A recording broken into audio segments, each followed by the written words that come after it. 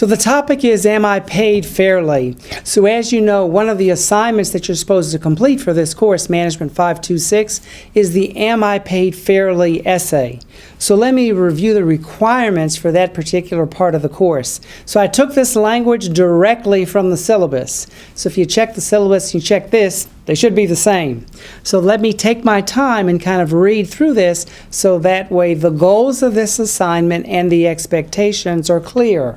And if they're not clear, please email me at martym@depaul.edu, so martym@depaul.edu, if you need clarification. But please, do not email me 24 hours before the assignment is due seeking clarification.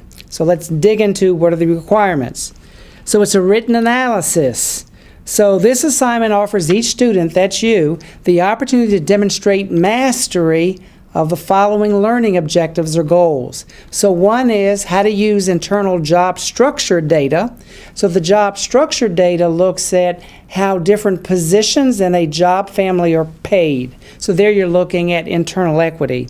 And market data. So market data looks at how that position is paid compared to similar positions in a geographic area. So you would get that information from a salary survey. And that's called external equity. So you're going to have to find out what the salaries are internally within your organization, so that's job families, and also look at how you're paid compared to similar positions in a similar geography, salary surveys. 2, to apply one theory, and I'm going to go over each one of these theories in a moment. Equity, expectancy, goal setting, organizational setting. So those are the theories. You only have to select one. You do not have to select 2, 3, or 4, just one. If you select 2 or 3, you will not get extra credit, just one. So one theory. In assessing your compensation. And then third is discuss to what degree you believe any of these factors have an impact on your compensation. So it could be race, could be ethnicity, could be nationality, could be socioeconomic status or class, could be age, could be gender, could be sexual orientation or religion. So you might conclude, you know what, none of those have a bearing on my compensation. That's fine. So you just write that, no bearing on my compensation, and then explain the case or your rationale for why you believe that to be true. Or you could say, you know what, I am paid differently and not as much based upon my nationality and my gender and my sexual orientation. So again, when I'm going to grade these assignments, I'm looking for 3 things. So one is, did you talk a little bit about the internal job structure? So internal equity. Did you talk about the labor market or market data, external equity? And did you walk through at least one of these theories, because one is required, and did you address the discussion about whether any of those factors are relevant with regard to your particular compensation?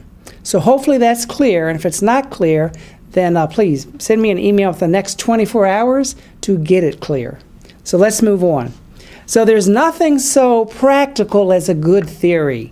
Kurt Lewin said this in the 1930s, and hopefully I'm going to make the case for you in a couple minutes as to why I think that's true, and hopefully you find it true as well.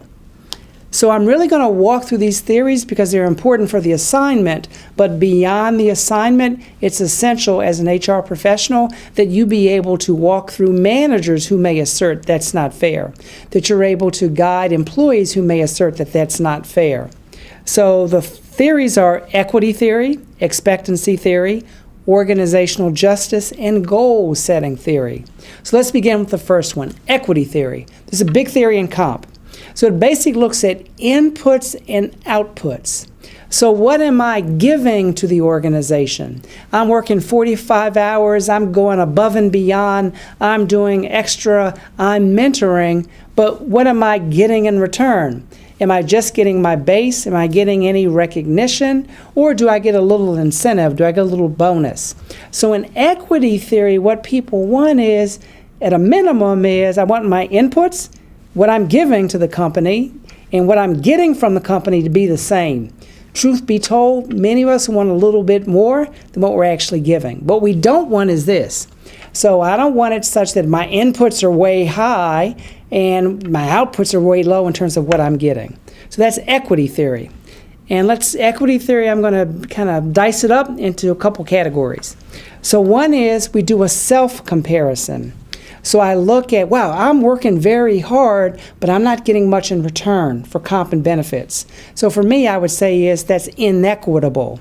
So if I think that there's an inequity, then I may go to my boss and say, hey, I'm working really hard, kind of boost up the comp or give me an incentive or give me something to equalize the scales. Or I may not go to my boss. My boss might say, forget it, Marty, you get what you get. So then what I may do is actually reduce how much I'm working to kind of even out those scales. Or I may leave. So when you look at equity theory, you can look at it from a self-comparison. What am I giving and what am I getting? The other is self-other comparison. So let's imagine as I'm working and say I have a coworker right here, and I look at my coworker and I'm saying, you know what, I'm working a whole lot harder than my coworker and we're in the same roles. But my coworker gets the same pay that I get. That's not equitable. So I could do a couple things. Is I could go to my coworker and say, hey, you got to produce a little bit more or get a cut in pay, which is probably not happening. Or what I may do is reduce how much I'm working, or I may try to go to my boss. So we do these self-other comparisons. That's called internal equity. You also have self and then other in another organization, which is external equity. So let's say I'm wondering, I don't think I'm paid quite right. So I go to Indeed, I go to salary.com, or I go to some salary survey, and I look up my position and I say, hey, I wonder how much professors and directors of programs get in terms at other organizations. And I find out, oh my God, I'm being paid $25,000 a year less. So then I'm going to claim is that the external equity is not there. So when you think about equity theory is you're comparing first self, so what am I producing? What am I getting in return? Also myself compared to coworkers, and also my current package compared to a package outside the organization. So let's look at CEO to worker compensation and the ratio. So if you go back to 1965, so the ratio was almost 1-to-1. If you go to 2013, if you will note here, the ratio is 295 times. So what does that mean? The average salary for a worker in 2013 was $52,100. So what was the average CEO salary? $15,175,000, hence the ratio 295. So you tell me, is that fair or not fair? CEOs do work hard, they do have a lot of responsibility, but is it 295 times worth more? Who knows? I don't have an answer to that. But this is becoming more and more of an issue with regard to inequity in the workplace and things related to perceived income unfairness. So what type of equity is shown in this graph? So is it self-comparison? Is it self-other comparison? Or is it self-other organization comparison? So choose one, and hopefully you chose the internal equity. So you may want to find out, within your own organization is what's the ratio between your salary or the average or the median salary and CEO compensation. If you do that, it may make for a not so great day, so maybe you don't do it. So now let's go to the next theory, which is expectancy theory. So I'm going to focus on the questions. So the first one is, will my effort lead to high performance? So you have to believe if I put out a little bit more, then I'll get a gain in higher performance. So you have to believe that first. And if you do, then the next question for instrumentality is, will my performance lead to an outcome? So an outcome is a result. Then the next question, the valence or the reward is, will I find that outcome desirable? So the outcome could be more vacation. It could be a merit. It could be incentive compensation. It could be a corner office. So the expectancy theory is you're taking a risk as a worker. So what's in it for me if I work a little bit harder? And then if they're going to dangle out a carrot, is that carrot desirable for me? And then if it is, you have higher performance. So that's expectancy theory. So let's take a look at an example. So if you'll note here is I have a matrix, and it's a performance matrix, and this is typically used when you're doing merit compensation. So HR and finance, they'll get together and then they'll kind of negotiate, if you will, depending upon how much money is available, and come up with this matrix. So let's take a look at this. So the performance ratings, you have exceeds, meets, and nearly meets.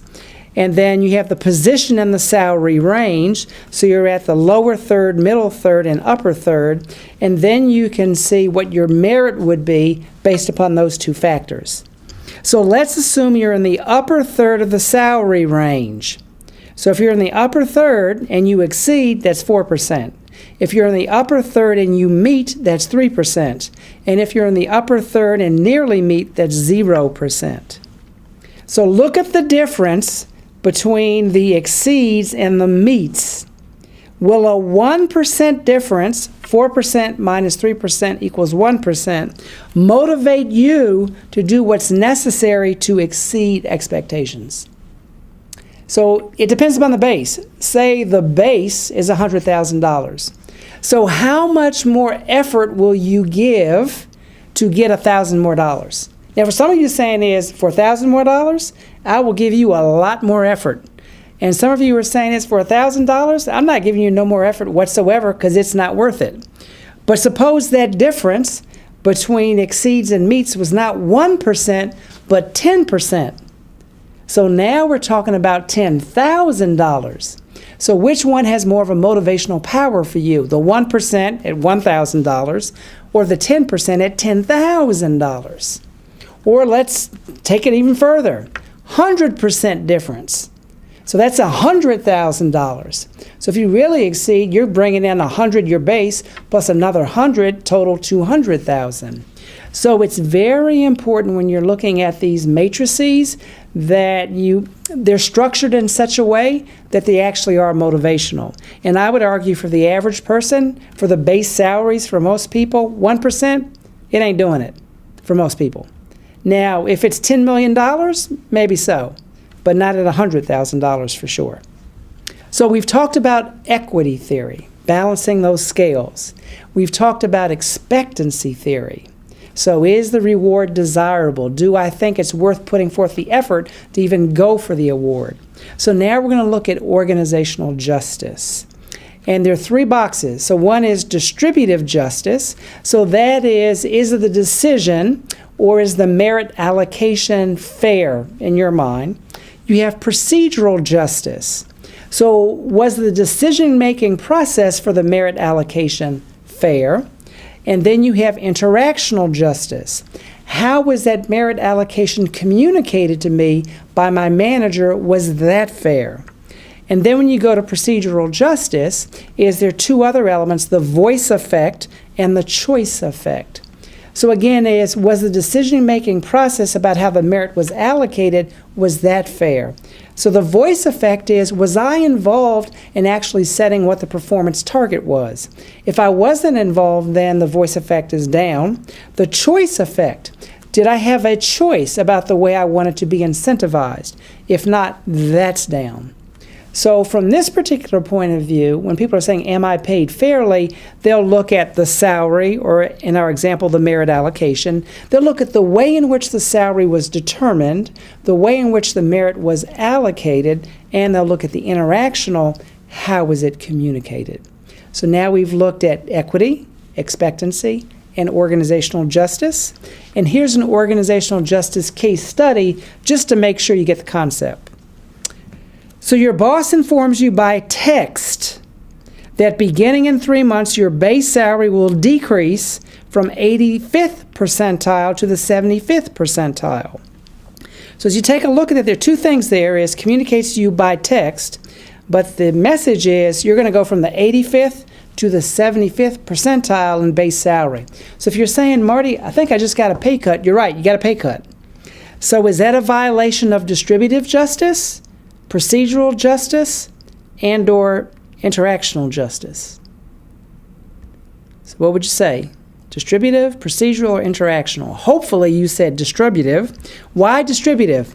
85th to the 75th. Why interactional? you probably shouldn't send that communication by text. That's, at a minimum, not courageous and disrespectful. Now let's go to the second part of the case study. Your boss also lets you know by text, again, interactional justice, that you have the potential to get paid at the 85th percentile if you achieve all of your goals for the year. So you're just going back to where you started from that initial loss. So again, that could be a violation of distributive justice. Procedural justice could come into play. So do you have voice in setting the goals by which the target will be allocated or not? If you don't have voice, then that form of justice has been violated. So you can see this organizational justice model is a great diagnostic with regard to answering the question, am I paid fairly? Now let's move to goal setting theory. So goal setting theory is you sit down with your manager, and your manager may give you some goals, or in the ideal situation, if you do management by objectives or MBO, is you mutually come up with some goals. So the goals ought to have sufficient difficulty as well as specificity. And then if you have the difficulty, a challenge, and specificity, then that can result to goal-directed effort. If the person accepts the goals and they are emotionally and behaviorally committed to the goals, then that should drive performance, higher levels of performance, but the organization needs to provide support. Do you have the proper tools and equipment and information to do a high-quality job? And do you have the underlying individual abilities and traits? That's where coaching and mentoring and training and development may come into play. And if your performance is high, you have two types of rewards. One are intrinsic rewards. So you may just delight in the fact that you're a high performer, delight in the fact that you're satisfying your customers, delight in the fact that you achieve the target, so you feel good about yourself. The other is extrinsic rewards. So you got your hand out like, okay, now show me the money. That's the extrinsic reward. So if that intrinsic and extrinsic are there, that can result in satisfaction. Satisfaction with comp, satisfaction with rewards, and even satisfaction with the job. In a lot of cases, satisfaction with the organization. So if you think about these four models to help you address the question, am I paid fairly? And remember, you're going to choose one, not all four. You have equity, you have expectancy, you have organizational justice, and then we ended up with goal-setting theory. So this one model here seeks to put together two of them, not all of them, with the expectancy and the goal setting. And if you notice, the focal point is on pay satisfaction. So what's important for you to take away from this particular module is this, is that you will need to understand this information in order to complete the assignment in a proper way and to receive the maximum score possible. The other thing, too, is it helps you address the question for yourself, and if you're in an HR role for others, about am I paid fairly, or if people are complaining about not being paid fairly, then you can go back and think about what does that mean for them? Then you know how to intervene if you know what that means for them. And I do hope that you're paid fairly.